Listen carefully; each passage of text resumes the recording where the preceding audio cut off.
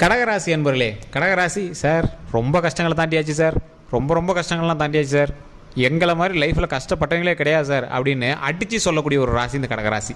இந்த கடகராசியை பொறுத்த வரைக்கும் கஷ்டங்களை மட்டுமே இந்த சில நாட்களாக அனுபவித்து மிகப்பெரிய பிரச்சனை எல்லாத்தையும் தாண்டி ஒரு 6 மாதமாக லைட்டாக அப்படியே மூச்சு விடுற மாதிரி இருந்திருப்பீங்க. 6 மாதம் கூட சொல்ல முடியாது, 8 to 10 மாதத்துலேருந்தே நீங்கள் வந்து ஓரளவுக்கு மூச்சு விடுற மாதிரி இருந்திருப்பீங்க. பல கஷ்டங்களை தாண்டி இருப்பீங்க. இடமாற்றம் உங்களுக்கு அதிகமாக இருந்திருக்கும். தொழில் ரீதியாக சில சிக்கல்களை சந்திச்சிருப்பீங்க. வருமானத்தை பொறுத்த வரைக்கும் ஓரளவுக்கு பரவாயில்ல தான் சார், இருந்தாலும் கடன் பிரச்சனைலாம் தீரல சார் அப்படின்னு இருப்பீங்க. இவங்க எல்லாருக்குமே இந்த 6 மாதம், அதாவது 10 to இந்த 6 மாதம் இந்த கணக்கில் உங்களுக்கு ஓரளவுக்கு ஒரு வேரியேஷன் தெரிய ஆரம்பிச்சிருக்கும். இந்த வேரியேஷன் மூலமாக உங்களுக்கு நன்மைகள் நடக்குதா இல்லை வேறு என்ன விஷயங்கள் நடக்க போகுதுங்கிறது தான் இந்த வீடியோவை ஸ்கிப் பண்ணாமல் பாருங்கள். பல முன்னேற்றத்திற்கான தகவல்கள் இந்த வீடியோவில் உங்களுக்கு கிடைக்குங்க. எந்த இறைவனை வழிபட்டால் இப்பொழுது உங்களுக்கு சுபிட்சமான வாழ்க்கை கிடைக்கும் அப்படிங்கிறது இந்த வீடியோ மூலமாக தெரிஞ்சுக்கலாம். அதே மாதிரி ₹1 செலவு இல்லாமல் ஒரு வீட்டில் செய்யக்கூடிய பரிகாரங்கள் மூலமாக பல நன்மைகளை செய்து இனி வரக்கூடிய பிரச்சனைகள் எதுவுமே உங்கள் பக்கத்திலே நெருங்காத அளவுக்கு ஒரு விஷயத்தை நீங்கள் வந்து செய்யணும் அப்படின்னா இந்த வீடியோவை ஸ்கிப் பண்ணாமல் பாருங்கள். இந்த வீடியோவோட நடுவில் நான் ஒரு சின்ன பரிகாரமும் சொல்கிறேன். அதே மாதிரி இந்த கடகராசியை பொறுத்த வரைக்கும் நிறைய பேருக்கு நிறைய கஷ்டங்களை தாண்டி வந்தீங்க, ஓகே. ஒரு சிலருக்கு இன்னும் அந்த கஷ்டங்களை அனுபவிச்சுட்டு தான் இருப்பீங்க. ஏன் அப்படின்னு கேட்டிங்கன்னா, பாதி பேருக்கு சால்வ் ஆயிடுச்சு சார். நான் இன்னொரு கடகராசியை பார்த்தேன், ஆனால் அவர் வந்து இப்போ ஹாப்பியாக தான் இருக்கார், பிரச்சனைலாம் சால்வ் ஆயிடுச்சு, கடன்லாம் அடைச்சிட்டாரு. ஆனால் இன்னொரு வகையான கடகராசி என்ன பண்ணிட்டு இருப்பாங்க, ரொம்ப கஷ்டத்துலேயே தான் இருக்கேன், அதுன்னு சரியாகல, கடன்லாம் அப்படியே தான் இருக்குது அப்படின்னு இன்னொரு பக்கம் இருப்பாங்க. அதற்கு காரணம் தனிப்படையான ஜோதிடம் நீங்கள் பார்க்காது தான். உங்களுக்கு தசாபுத்தி எங்கே இருக்குது? 2 பேத்துக்கும் கடகராசி தான். ஒருத்தருக்கு வேறு லக்கினம், இன்னொருத்தருக்கு வேறு லக்கினம். ஒருத்தருக்கு வேறு நட்சத்திரம், இன்னொருத்தருக்கு வேறு நட்சத்திரம். ஒருத்தருக்கு வேறு தசாபுத்தி, இன்னொருத்தருக்கு வேறு தசாபுத்தி. ஒருத்தர் இருக்கக்கூடிய லொக்கேஷன் வேறு, நீங்கள் இருக்கக்கூடிய லொக்கேஷன் வேறு. அதே மாதிரி உங்களை சுற்றி இருக்கக்கூடிய ராசிகள் வேறு, இந்த ராசியை சுற்றி இருக்கக்கூடிய ராசிகள் வேறு. ஸோ இதன் அடிப்படையில் தான் உங்களுக்கு சில வேரியேஷன்ஸ் நடக்கும். அந்த வேரியேஷன் நீங்கள் தெரிஞ்சுக்கணும் அப்படின்னா கீழே ஃபோன் நம்பர் கொடுத்துருக்கேன். உங்களுடைய பிறந்த நேரம், பிறந்த ஊர், பிறந்த தேதி போதும். உங்களோட லைஃப் டைமில் நீங்கள் அடுத்து எப்படி இருக்கணும், என்ன நடக்க போகுதுங்கிற A to Z எல்லாமே தெரிஞ்சுக்கலாம். சார் கடக ராசிக்கு விடிவு காலம் தெரிஞ்சிருச்சு. யார் யாருக்கு எப்பப்போ விடிவு காலம், எதை செஞ்சால் நல்லாயிருக்குன்னு தெரிஞ்சுக்கணும். வாழ்க்கையில் எவ்வளவோ நீங்கள் பார்த்துருப்பீங்க. ஒரு ஃபோன் மூலமாக உங்களோட பிரச்சனையை சால்வ் பண்ணுறது ஒரு பெரிய இஷ்யூஸ் கிடையாது. கீழே எந்த சந்தேகம் இருந்தாலும் ஃபோன் பண்ணுங்கள். ஃபோன் மூலமாகவே உங்களோட பிரச்சனை சால்வ் பண்ணிக்கோங்க. சரி சார், இப்போ அடுத்து இந்த கடகராசியை பற்றி சில விஷயங்களை நம்ம தெளிவாக பார்த்துக்கலாம். இந்த கடகராசியோட பண்புலனங்கள் அப்படின்னு பார்த்தீங்கன்னா, இவங்களோட வாழ்க்கையில் இந்த கடகராசிக்கு அப்படின்னு ஒரு தனி ரூல்ஸ் வச்சுருப்பாங்க. என்ன சார் ரூல்ஸு? சார் நான் இப்படி தான் இருப்பேன், மற்றவங்களுக்கு நன்மை செய்வேன், அவங்க எங்களை ஏற்றுக்கிறாங்களோ ஏற்றுக்கலையோ, என்ன என் மனசுக்கு திருப்தியாக நான் வந்து செஞ்சுருவேன். இது கடகராசியை பொறுத்த வரைக்கும் ஒரு முக்கியமான பாயிண்ட். இன்னொரு பாயிண்ட் என்ன அப்படின்னா, எனக்கு பிடிக்கல அப்படின்னா அவனை பக்கத்துலேயே வச்சுக்க மாட்டேன். அவனால் பல கோடி ரூபா லாபமாக இருந்தாலும் சரி, எனக்கு பிடிக்காதவன் என்னை இரிட்டேட் பண்ணுறவன் நான் பக்கத்துலேயே வச்சுக்க மாட்டேன். இந்த மாதிரி ஒரு பாயிண்ட். மற்ற பணத்துக்காகவோ ஒரு தேவைக்காகவோ இவங்க வந்து யாரையுமே போய் நெருங்கவே மாட்டாங்க. மற்றவங்க சார் இவன் மூலமாக கொஞ்சம் லாபம் இருக்குது, ஏன் நம்ம இவன்ட்ட பகச்சிக்கணும் அப்படின்னு ஒரு சிலர் இருந்தால், இவர் மட்டும் ஒரு வித்தியாசமாக இருப்பார். நீ எவ்வளோ கொடுத்தாலும் நான் உன்னை இரிட்டேட் பண்ணுறக்கூடிய ஆள், நீலாம் பக்கத்தில் இது பண்ணக்கூடாது, போட வேலையை போடுறா அப்படின்னு சொல்லிட்டு இவர் பாரு நவுந்துட்டு போயிட்டே இருப்பார். இந்த மாதிரி ராசி தான் அந்த கடகராசி. இது ஒரு பக்கம் இருக்க, இவங்களுக்கு ஒரு அழகான ஒரு வேரியேஷன்ஸ் தெரியும். இந்த கடகராசியை பொறுத்த வரைக்கும் இவங்களை தனியாக கண்டுபிடிச்சிடலாம். சார் இவர் ஒயிட்டாக தனியாக தெரிகிறார் சார், சரி இவர் கருப்பாக தனியாக தெரிகிறார் சார், சார் இவர் அழகாக இருப்பார் சார், இவர் பேசுகிறது வேறு மாதிரி இருக்குது சார், சார் இவர் தனி துறையில் இருக்கார் சார், சார் இவர் ஒரு ஹைலைட்டான போஸ்டிங்கில் இருக்கார் சார். இது மாதிரி உங்களை ஹைலைட் பண்ணி சொல்லக்கூடிய விஷயங்கள் உங்கள்கிட்ட கண்டிப்பாக ஒன்று இருக்கும். ஏதோ ஒரு வகையில் நீங்கள் வந்து ஹைலைட்டட் பர்சனாக இருப்பீங்க. ஒரு இடத்துல ஒரு வீடு இருக்குது அப்படின்னா உங்களுடைய பெயரை சொல்லி தான் அந்த வீடை வந்து மென்ஷன் பண்ணுற அளவுக்கு நீங்கள் வந்து அந்த இடத்துல அந்த ஏரியாவிலே நீங்கள் வந்து கொஞ்சம் ஆளாக இருப்பீங்க. நீங்கள் பெரிய பணக்காரன் கோடீஸ்வரன் அப்படிலாம் சொல்ல வரல. ஏதோ ஒரு வகையில் நீங்கள் வந்து குறிப்பிடத்தக்க ஒரு மனிதராக அந்த ஏரியாவில் நீங்கள் வந்திருப்பீங்க. இதுதான் வந்து இந்த கடகராசியோட ஒரு ஹைலைட் பாயிண்ட் அப்படின்னு சொல்லுவாங்க. இந்த கடகராசியை பொறுத்த வரைக்கும் இத்தனை நாட்கள் பட்ட கஷ்டம்லாம் எப்படி நீங்கள் தாண்டி வந்தீங்கன்னு உங்களுக்கே ஒரு இமேஜின் பண்ணி உட்காந்து யோசிக்கிற அளவுக்கு நீங்கள் கஷ்டங்கள் தாண்டி இருப்பீங்க. நீங்கள் வீட்டில் படுத்துட்டு உட்காந்துட்டு இருக்கும்போது எப்படி நம்மளாம் இவ்வளோ பெரிய கஷ்டத்தானோ, அவ்வளோ பெரிய ஆட்களாக நம்ம அப்படிங்கிற மாதிரி உங்களுக்கே தோண ஆரம்பிக்கும். காரணம் என்ன அப்படின்னா, லைஃப்பில் நீங்கள் பட்ட கஷ்டங்கள் மாதிரி யாருமே பட்டிருக்க மாட்டாங்க. வெட்டி தூக்கிட்டு ஊராக அலைஞ்சிருப்பீங்க, பல கஷ்டங்களை அனுபவிச்சிருப்பீங்க, கடன் மூலமாக பல சிக்கல்களை தாண்டியிருப்பீங்க. அப்படியே மனசில் எப்படா நிம்மதியான தூக்கம் கிடைக்கும், தூங்கவே இல்லையே அப்படிங்கிற அளவுக்கு நீங்கள் ரொம்ப கஷ்டப்பட்டுருப்பீங்க. அது மட்டும் இல்லாமல் உங்களோட லைஃப்பை பொறுத்த வரைக்கும் உங்கள் கூட இருக்கிறவங்களும் உங்களோட சேர்ந்து பல கஷ்டங்களை அனுபவிச்சிருப்பாங்க. இந்த கடகராசியை பொறுத்த வரைக்கும் சில சிக்கல்கள் மூலமாக இன்னும் திருமண தடை கண்டிப்பாக உங்களுக்கு இருந்திருக்கும். அதே மாதிரி குழந்தை இல்லாதவங்களுக்கு குழந்தை பிறக்கிறதுக்கான வாய்ப்புகள் போன 2 வருடங்களுக்கு முன்னாடி உங்களுக்கு இருந்திருக்கும். மறுபடியும் அந்த 2 வருடங்கள் தாண்டி சில மன ரீதியாகவும் உடல் ரீதியாக சில சிக்கல்களை சந்திச்சிருப்பீங்க. தொழில் ரீதியாக உங்களுக்கு ஓரளவு ஹைலைட்டாக இருக்கும். கடனை வந்து ஓரளவுக்கு சால்வ் பண்ணியிருப்பீங்க. இப்போ 0 கடனில் கூட ஒரு சிலர் இருந்திருப்பீங்க. ஒரு சிலர் தான் சொல்கிறேன், ஏன்னா கடகராசிக்காரங்க பாதி பேர் இல்லை சார் இதெல்லாம் நீங்கள் சொல்கிறது பொய்ன்னு விடுவீங்க. ஒரு சிலர் மட்டும் தான் கடனை இப்போ கிளியர் பண்ணியிருப்பீங்க. அப்படி பண்ணாதவங்க இன்னும் கொஞ்சம் நாட்களில் கிளியர் பண்ண போகிறீங்க. ஏதோ ஒரு லேண்டோ இல்லை ஏதோ ஒரு நகையோ இல்லை ஏதோ ஒன்று எக்ஸ்சேஞ்ச் பண்ணி நீங்கள் வந்து அதை கடனை கொஞ்சம் கிளியர் பண்ணுவீங்க.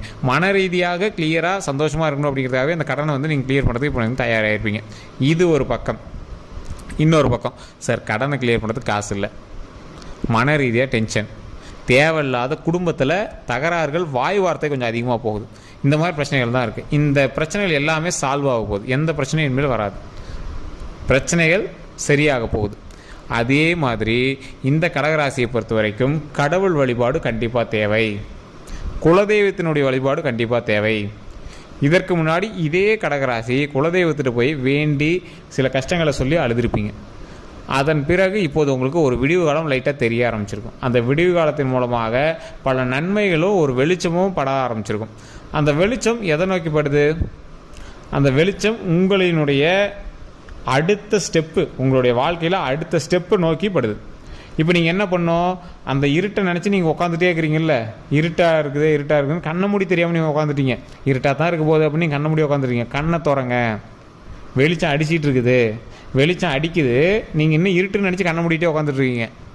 ஸோ வெளிச்சம் அடிக்க ஆரம்பிச்சிருச்சு. இதுக்கு மேலே நீங்கள் கண்ணை திறந்து உங்களோட வேலையை ஆரம்பிங்க. திருமணம் நடக்காதவங்களுக்கு திருமணத்துக்கான ஸ்டெப் எடுக்கிறதுக்கான வேலையை ஆரம்பிங்க. இப்போயே உங்களுக்கு ஸ்டெப் எடுத்துகிட்டு இருப்பாங்க. ஏதாவது ஒரு வாய் வார்த்தையோ இல்லை ஏதாவது ஒன்று ரெடி ஆகிட்டு இருக்கும்.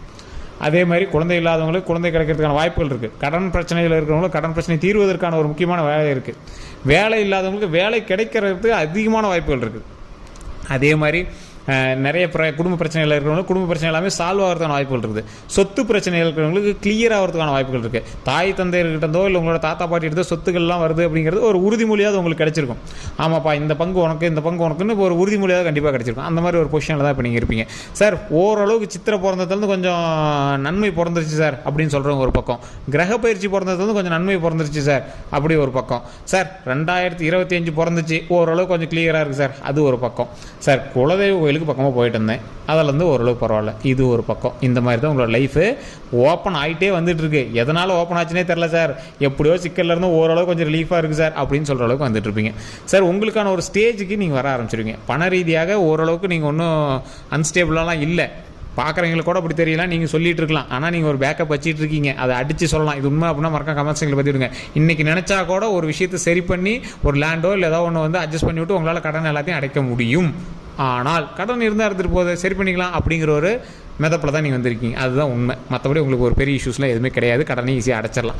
இருந்தாலும் அதுவும் ஒரு உறுத்தலாக தான் உங்கள் மைண்டில் இருந்துகிட்ருக்கு. அந்த கடன் பிரச்சனையும் சரியாகும். உடல் ரீதியாக எந்த ஒரு விஷயங்கள் இருந்தாலும் உடனே ஜாதகத்தை பார்த்து வெயிட் பண்ணிட்டு கூடாது, உடனே டாக்டர் பார்த்தணும். இது வந்து டிஸ்கிரிப்ஷனாகவே நம்ம வந்து சொல்லிடுறோம். அதே மாதிரி இந்த ராசியினர் பொறுத்த வரைக்கும், இந்த கடகராசியை பொறுத்த வரைக்கும், இந்த கடகராசியோடு இருக்கக்கூடிய ராசிகளை பொறுத்து இவங்களோட ராசியும் கொஞ்சம் வேலை செய்யும். இப்போ உங்கள் கூட இருக்கிற ராசி வந்து கொஞ்சம் ஹைலைட்டான ராசியாக இருக்குது, உங்களுக்கு கொஞ்சம் தாக்கக்கூடிய ராசியாக இருக்குன்னா கொஞ்சம் பார்த்து நீங்கள் வேலை செய்யணும். அதே மாதிரி பக்கத்தில் இருக்கிற ராசிக்கு ஓரளவு டம்மியாக இருக்குது அப்படின்னா உங்கள் ராசியின் மூலமாக அவங்களுடைய பிரச்சனைகளும் தீரும். இப்போ உங்கள் ஃபேமிலியில் இருக்காங்க, இப்போ நீங்கள் கடன் அடிச்சிட்டா அவங்களும் கடன் அடைஞ்ச மாதிரி தானே. ஸோ அந்த மாதிரி நீங்கள் ஸ்டெப் எடுக்கிறத பொறுத்து அந்த ஸ்டெப்பும் வந்து சரியாகும். அதே மாதிரி உடல் ரீதியாக உங்களோட டயட் கொஞ்சம் கரெக்டாக மெயின்டைன் பண்ணுங்கள்.